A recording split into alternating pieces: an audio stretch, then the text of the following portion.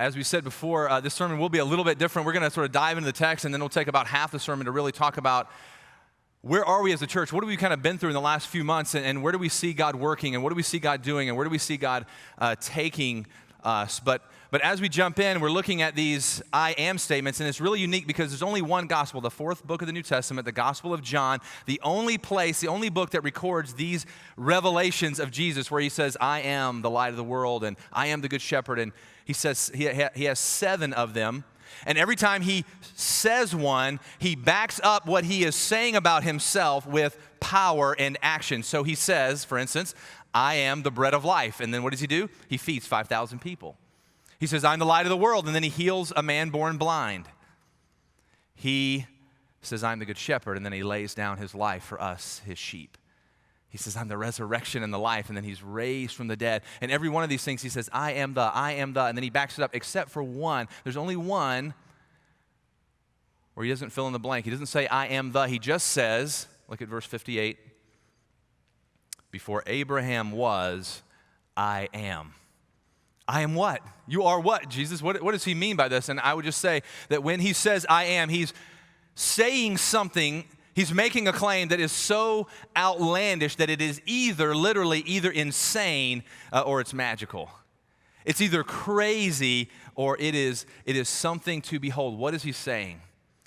Well, look at the whole chapter. You see, the whole chapter of chapter 8 is this religious controversy. Jesus was always embroiled in controversy. He was in a theological debate with the Jewish leaders all through chapter 8. We're not going to read through there, but if you go through, you can see it's not really a debate. It's more them theologically attacking him. I know some of you look at, you're like, well, Jesus is the founder of a religion, and, people that follow him are all these, religious people. And if you read the Gospels, you will see Jesus did not get on too well with religious people. People who wanted to pretend and practice their righteousness and brag about their righteousness in front of other people. It was his most stinging rebukes he had for religious people. Religious people didn't want to give Jesus the time of day. They didn't like Jesus at all. And so if you have ever maybe been hurt or annoyed by religious people, you're in good company with Jesus. And so all of chapter 8, they're theologically attacking him. They don't win. Of course, Jesus dominates them on that. And then in verse 48, what do? They move from theological attack to personal attack. Because, that's how we do, right? Like we see it in politics. We see it in social media. We move away from the argument. We move away from a civil, normal dialogue as if we're all human beings together, and we start attacking each other. And that's what they do in verse 48. The Jews, this is the religious leaders, they answered Jesus, are we not right in saying that you are a Samaritan? A lot of us, what does that mean, a Samaritan? We think about the Good Samaritan. The reason the Good Samaritan was so scandalous is because a Samaritan, that word Samaritan is really a racial slur. It's almost like the N-word in our culture. Personal attack. They say, are we not right in saying you're a Samaritan and that you have a demon? In other words, you're doing Satan's work. You're crazy, Jesus. You're insane. I told you this. What he says is either insane or it is magical. How does Jesus answer them? Verse 53, in fact, they say, are you greater than our father Abraham? Who do you make yourself out to be? In other words, who do you think you are? Like, they use Abraham like the greatest, father of the faith. If you and I are arguing and you said to me, do you think you're better than me? And I said, yeah, I do. Well, all right, what's the next step there? I mean, okay, and they say, not only are you better than me, are you better than Abraham? Who do you think you are?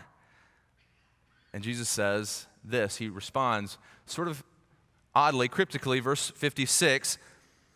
He says, your father Abraham rejoiced that he would see my day. You think Abraham's day was something? See, every Israelite, like grandparent, put their little grandkid on their knee and would tell them about the promises of Israel. One day that God himself is going to return, the day of the Lord, when God will return and make all things right. And Jesus says, that day you've been looking for, the day of the Lord, my day. I own it. It's about me. Crazy.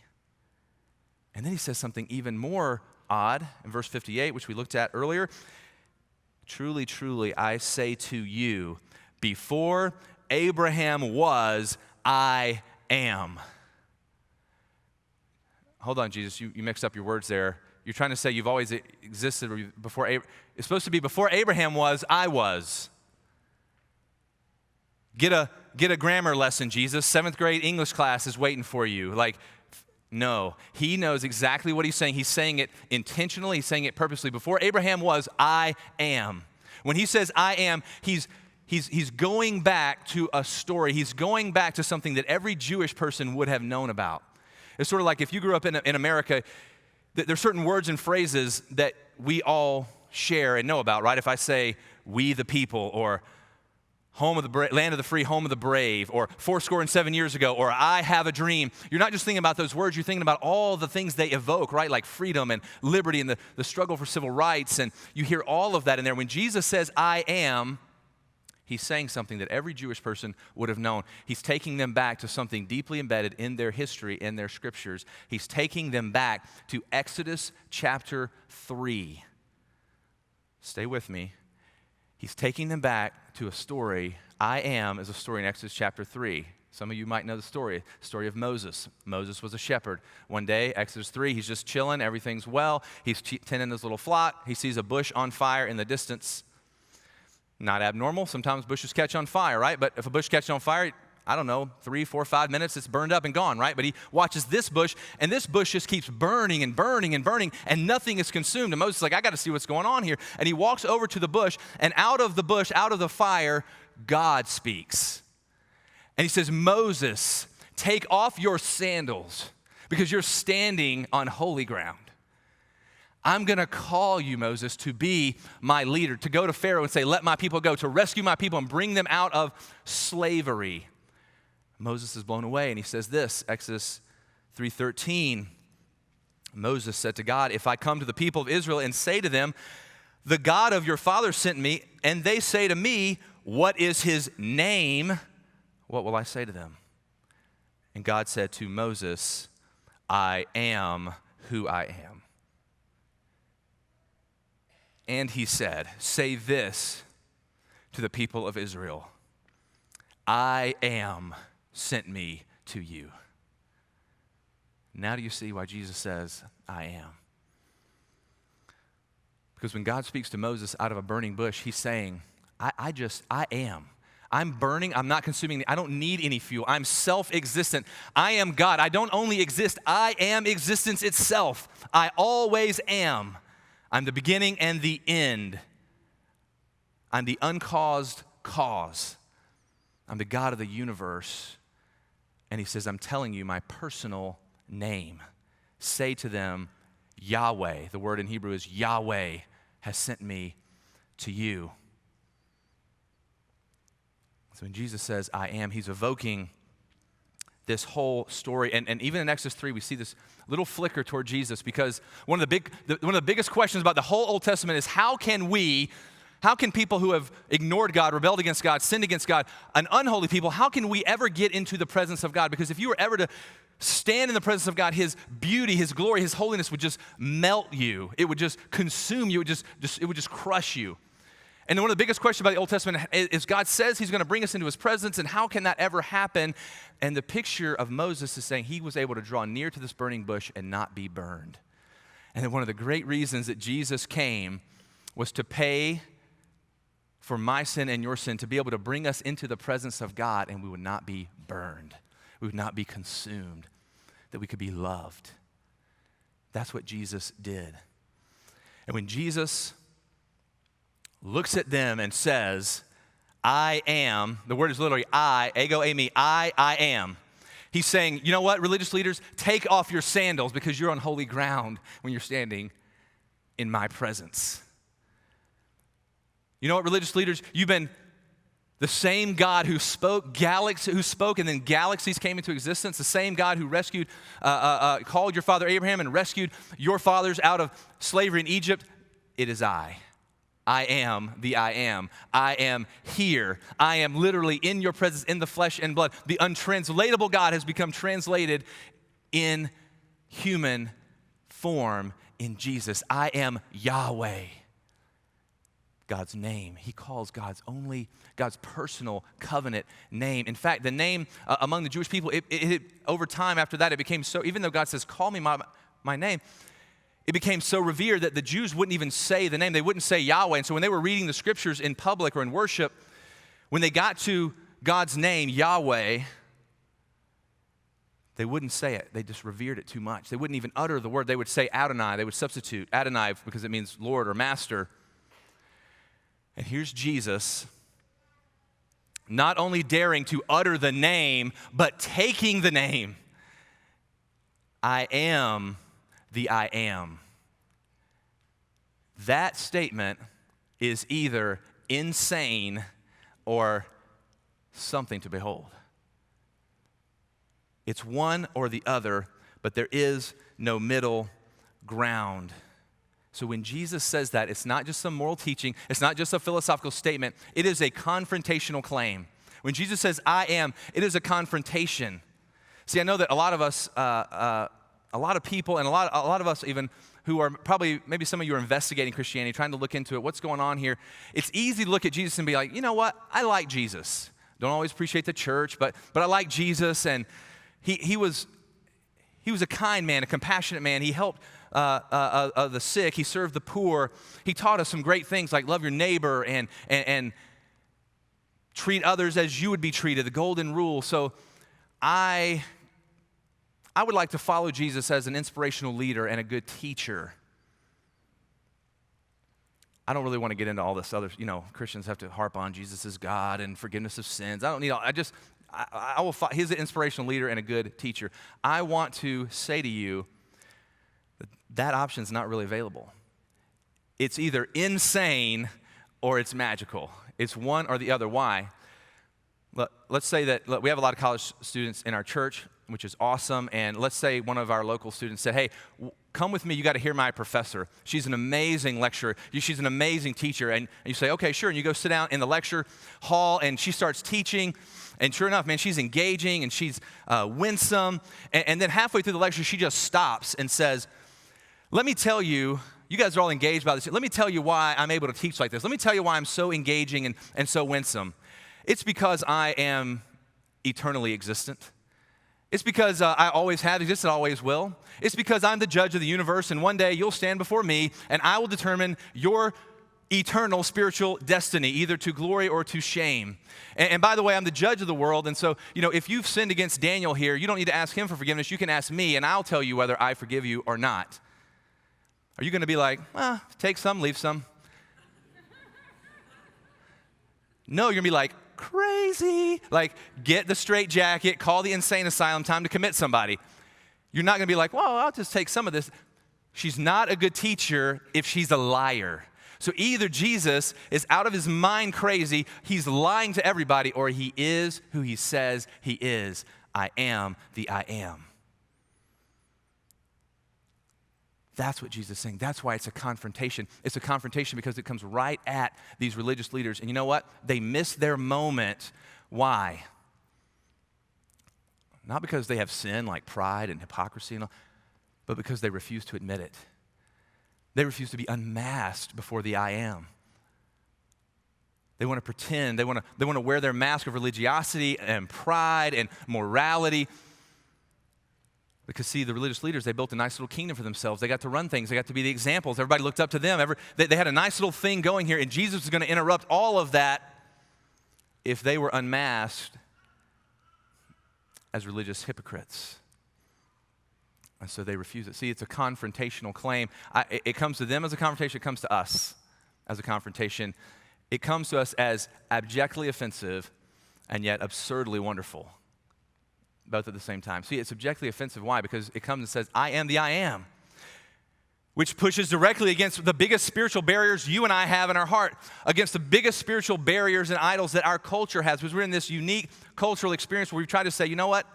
Every individual in Western civilization is an entity unto herself or himself. That it's offensive because we don't want Jesus to say I am, because I'm saying I am the I am. I am the center of reality. We try to create this weird social experiment where we said, you know what? You are the center. You determine your meaning in life. You determine what's good in life. You follow your heart. You're the captain of your ship and the master of your destiny, and you trust you to do all of that. You're the center. You're the I am. And so when Jesus says, no, I am the I am, he's saying, you don't get to just sort of do your thing, live your life, write your story, and then sprinkle a few sentences of Jesus in there, throw a little cherry on top. Jesus says, you're not the center of reality, I am. You don't invite me into your story, but I'm inviting you into mine. And if you're willing, unlike the religious leaders, to be unmasked, then you can meet, you can see, you can experience the I am, the God of the universe. See, many of us, we're afraid to be unmasked because we believe if we're unmasked, if we're seen for who we really are, if we were really known for what really goes on in here, then we would be rejected. So these religious leaders, though they claim to know God, they prefer their mask, they prefer their own clothing to what God would provide. See, there's only one kind of person that God will not save. There's only one kind of person that God will not use. And it's not the liar, it's not the cheat, it's not the sexually broken, it's not the immoral person, it's not the sinner, it's not the weak or the poor. It is the person who refuses to find herself or himself on that list. It's the person that refuses to be unmasked, that refuses to be authentic and transparent before God and before others. You say, well, the Bible's full of, religious heroes and all this. No, the Bible's full of religious misfits. The Bible's full of God coming to people who were crazy and weak and strange and socially outcast and uneducated and all these things, and saving them, making them new, using them, and then leading them in his mission to make all things new in the world. That's what the Bible's full of. You go to Luke chapter 7, and what do you see? Luke chapter 7, Jesus goes and has dinner with this religious leader, this very righteous, moral, outstanding, pillar of community dude, and he sits down, has dinner with him. In the middle of the dinner, this woman just breaks up the whole dinner. She rushes in, and it says that she was a woman of the city, a sinner. In other words, that's a nice way of saying she's a prostitute. And she rushes in, and she falls at Jesus' feet. And she breaks open her perfume that she used in her prostitution, and she pours it on Jesus' feet. And she weeps on him, and she washes his feet. This is a prostitute, a woman who's been violated by men all her life, a woman who has sold her one precious God-given body for sex, for money. And yet she's willing, in front of all these people, to be unmasked. And at the end of dinner, who is commended? The religious man or the prostitute? It is to the prostitute that Jesus says, your faith has saved you. Go in peace. If you want to meet the I am, if you want to hear Jesus say to you, your faith has saved you, go in peace. If you want to hear Jesus say to you, I can use you, even you, then you have to be willing to be unmasked. Instead of hiding and pretending and wearing our little fig leaves, Jesus says, I'm the I am. I know dark things about you don't even know about yourself. I see you to the bottom, to the core. And when you come to me in faith, I love you to the depths.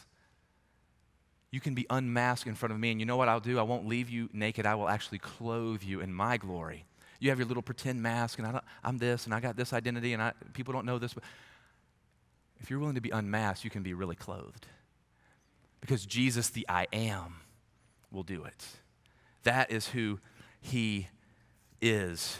And the religious leaders have this moment, and they miss their moment. They have the season with Jesus. They miss their season because they refuse to be unmasked. And in many ways, I would say that in the last many months, our whole church has been unmasked. And I said at the beginning I would give a bit of an update about where we are, where we've been. And I know some of you are visiting, some of you are new, and just, we've been through a transition time. We've been through a fairly difficult time as a church. Just a few months ago, we were sort of unmasked very publicly when we had to remove our founding pastor from the church. And yet out of that, in spite of that, I've been trying to think, okay, so what is God doing in the midst of that? What kind of time is this in the church? What is this moment, this season that God has brought us into? Because even in the midst of difficulty and trial, God is providing opportunity. God is providing healing and hope. And I thought about, what is this time? And I remember there are two words for time in Greek. One is chronos, right? Chronological, just what time is it? Just linear time. The other word is kairos. And kairos is a special, opportune time. Kairos is a season. Kairos is a God moment, if you will. Jesus himself used it right before this in John 7. He says, not yet my time, my kairos, meaning a special God-ordained time when he would go to the cross and pay the payment for sin. And I think we're in a Kairos season as a church. I think we're in a time where we have an opportunity, and we would be wrong not to look to Jesus, the I am, in the midst of this, not to say, how do we take advantage of this opportunity and not miss what God is doing? And Kairos is a God moment, a special season where we have the chance to go back and look at ourselves, look at our church, reflect, repent, respond, and reorient ourselves toward Jesus, the fountain of life that I am.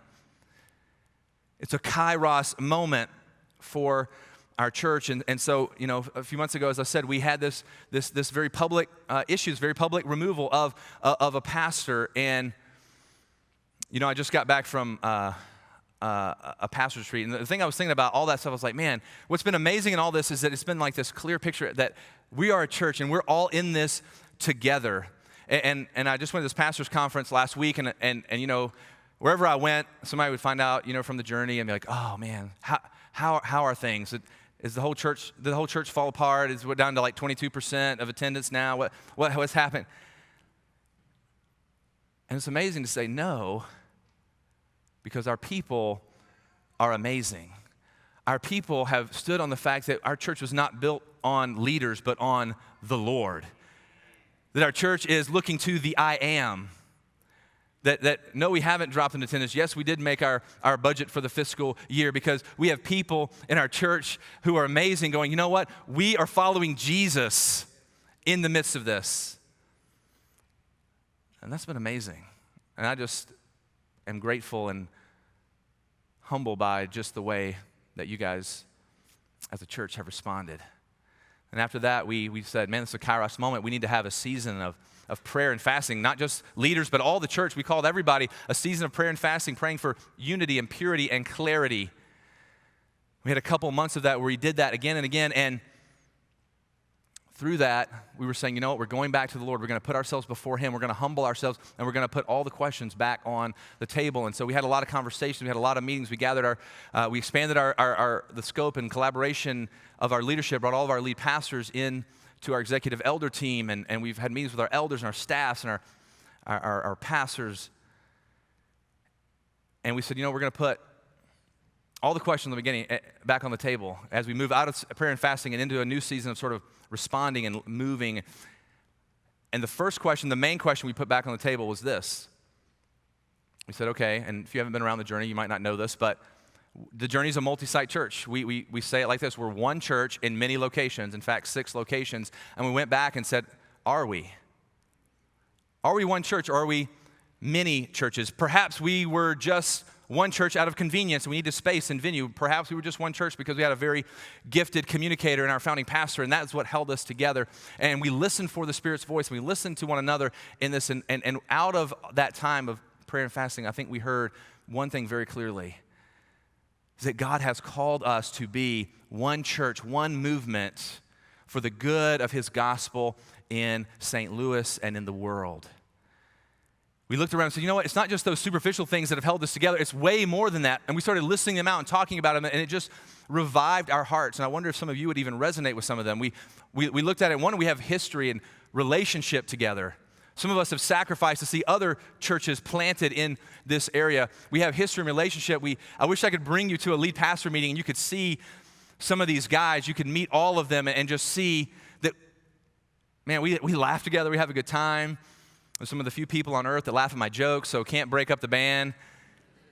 We have, but ultimately look at each other and go, man, we trust each other's walk with Jesus, that you're looking to the I am. We trust their love for the people, for the congregation, and we looked around and said, man, we're all so different, but we don't want to do this with anybody else. We're all so different, but we can be more effective for the gospel together rather than apart.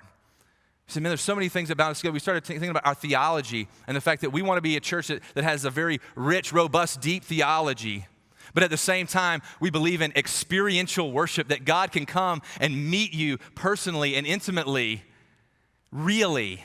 And most of the time, it's one or the other, right? It's like, we have a very good theology and we've thought it out very well. But we don't actually experience God. We learn about him. Or we're very emotional about God, over-emotional, but we don't really know him. We don't really think about him. We don't really craft our mind to love him. And we said, man, we want to hold both of those things together. And that's a unique thing that binds us together. We started realizing, man, here's what binds us together is we have a desire to reach St. Louis with the gospel, to engage broken people in broken places with the gospel, to plant and start new churches over time if God would allow. We realized, man, we're held together by, even before recent events, even before Ferguson, that we have been a church that wanted and desired diversity, to be a full expression of God's kingdom in our church. We said, man, we believe, as we looked at it, we thought, we believe that we have the capability and potential to reach St. Louis with the gospel much more effectively together than apart. And that's what it's about. It's not about us, not about the journey. It's not about staying this kind of church. It's about reaching people, introducing people who are far from God to Jesus.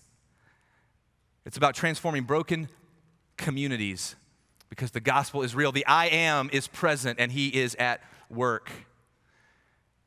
And I had a conversation with a lot of other people in the church, and I just sat down with people, as many people as I could, and said, what brought you to the church? What brought you to the journey? What kept you at the journey?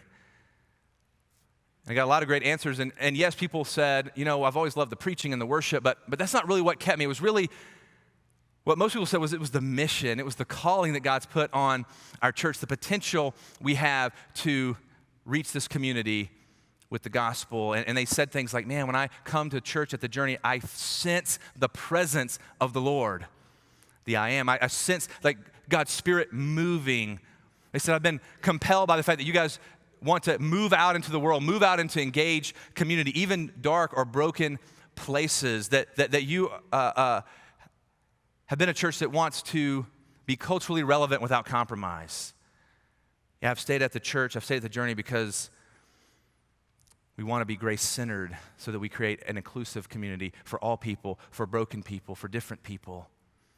And that would lead us to activism and action out in our families and workplaces and neighborhoods.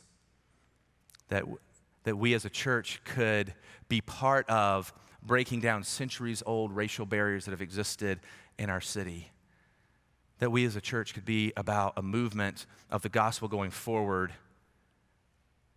as we remind ourselves that it is the people that are God's plan for mission. And so we started talking about all these great things that have held us together, all this great potential that we have had, and we started to be hopeful that, man, God can make us who he was always calling us to be as a church. And yes, we have more questions to answer. We have tons more work to do, but we always are going to honor our past, be honest about the present, but hopeful about God's future because he is the I am. He is leading us. And so what are we doing right now? What's God calling us to right now? So when Jesus says, I am the I am, it's not just a confrontation, it's a calling. If you look at verse 55, he says, the way I know God, that the Father, is I obey him. I follow his word. He says that cryptic statement in verse 56, Abraham rejoiced to see my day. He saw it and was glad. I'd love to have a whole sermon. How did Abraham, who lived 2,200 years before Jesus, see Jesus' day and be glad? We can talk about that another time. One little clue there is when God called Abraham, it was a calling. He said to him in chapter 12 of Genesis, you're the impossible family. You're like 99 years old, never had a kid, can't have kids. I'm going to give you a kid. And through that family, that spiritual family, the family of impossibility, I'm going to raise up more people of faith. I'm going to raise up a final person that will come from that line, an offspring. And you know what he'll do? He won't be a religious leader. I mean, I guess he's that. But he will bless every family, every nation, every ethnicity of the earth. That's the promise. And now Abraham sees it coming to fruition in Jesus. It's a calling to us to take the gospel from here to there. It's not just a confrontation, it actually is a calling. And will we let this moment pass or will we make it count? What will we do with this Kairos moment? And I thought about an analogy. Pastor Jeremy Irwin from Hanley Road sent me this interesting article, I don't know, several weeks ago. And it's about the chef named Gerard Kraft, who's a famous chef in St. Louis. He started the restaurant Niche and a bunch of other places that I never go, but I hear about. And he's been sort of created a food culture in St. Louis. And he's talking about how though Niche is the number one most successful restaurant in the city, he shut it down on June the 12th of this year. He says, back in 2005, when I was 25 years old, I believed I could move to a city that I'd only seen on a map and open a restaurant. It was far too soon for me, to be honest, but I was naive, stubborn, and incredibly driven. And then he says this, Niche has not always been the easy road it might appear to the outside world, because they just blew up and they became like, won all the awards. They won a James Beard Award. I don't know what that is, but it sounds like, really good. Niche hasn't always been the easy road it might have appeared to the outside world, but even with all the tough times, I will never regret Niche. But at the end of the day, I didn't have the courage to hang on to my original vision and calling at the restaurant. And I thought, man, I think in many ways, it's a parable of hope for our church. In many ways, the church was started out of naivete, but out of naivete born in the gospel. That God was real, that he could move among people, that he could meet people where they were, save people, make people new, and then send them out into the world to make all things new in his name.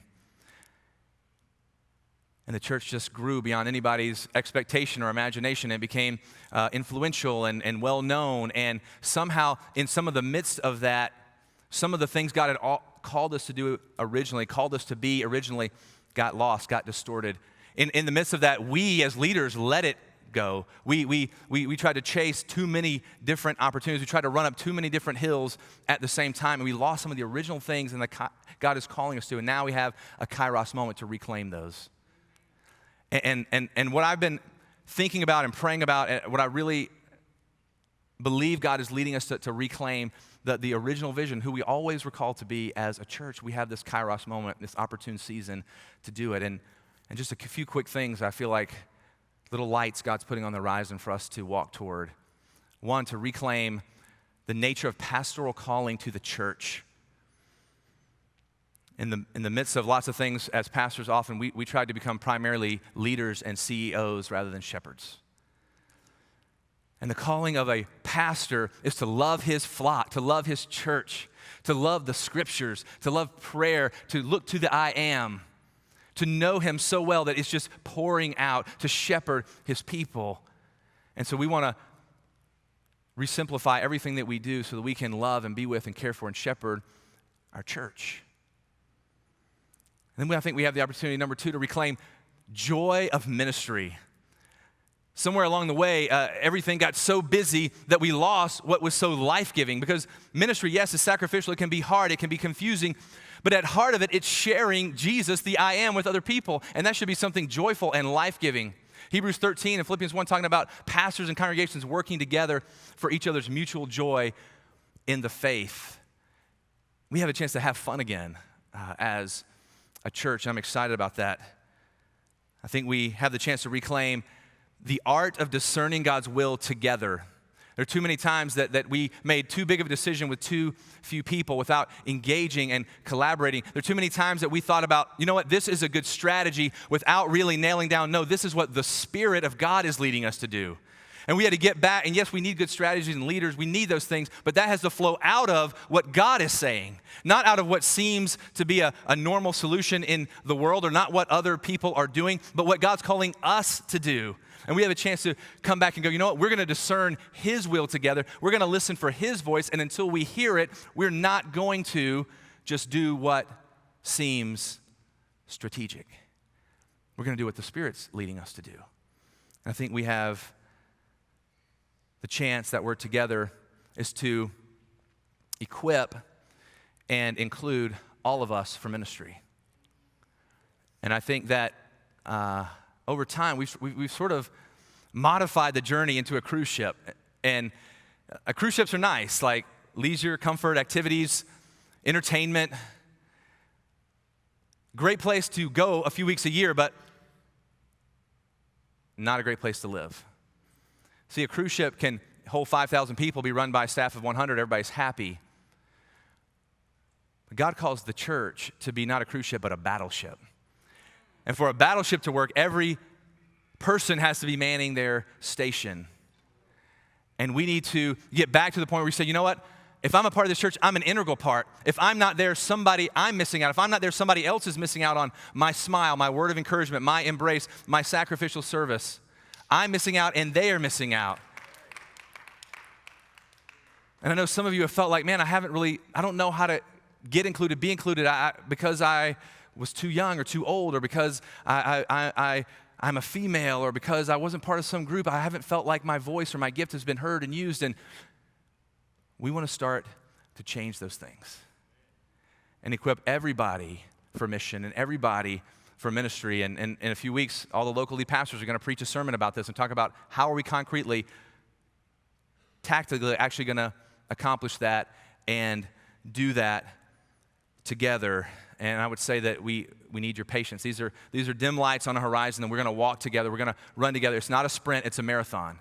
As I said last week, we can stumble along together until we meet Jesus. Because we've already seen Jesus reveal himself. We've already seen that we're a church not dependent on leaders, but dependent on the Lord, on the I am, on the one who confronts us and calls us. See, I believe the church, the journey, we have a chance, a Kairos moment to reclaim who God was always calling us to be. And the church was founded on this belief that God is real, and he comes and meets with us, and he saves us, and he forgives us, and he makes us new. That we believe that the gospel is for all kinds of people, hurting and broken people, that the church could be not a house for saints, but a hospital for sinners, that we had this great message of healing and hope and grace that Jesus has given us that says it's not get right and then you can come to God, but it is come to Jesus and he makes you right. He makes you into his image. We had this great vision of reaching St. Louis and the world with the gospel of Jesus. And God has done amazing, amazing, miraculous stuff in our church, in our past. And yet, I'm hopeful, yet I believe our best days are still ahead of us. Our best days are still in front of us. And yes, it's not a sprint. Yes, it's a marathon. Yes, we have a long way to go. We're not everything that we want to be or everything that we will be, but we're following Jesus till we get there. And I believe our best days are in front of us. I believe we have the opportunity, if enough of us engage this, to leave each other and leave St. Louis a better place with the gospel. And so, yes, let's look forward in hope. Let's join together. Let's run together. Let's man the stations together. Jesus says, I am. He confronts us. And he says, I am. He calls us. Let's pray together. Jesus, you are the I am. When we are in your presence, we should be removing our shoes because we are on holy ground. Lord, may we sense and feel and know your presence. Lord, may you give us patience who have lost our patience. May you give us hope who have lost our hope. May you give us faith who have lost our faith. Lord, may many people, through the ministry of our church, our people, many people who are far from you come to know you because of what you're doing here and now. We look to you, Jesus, the I am, the eternal God, the one who spoke the galaxies into existence and the one who draws us close to you without being burned. We look to you in your name. Amen.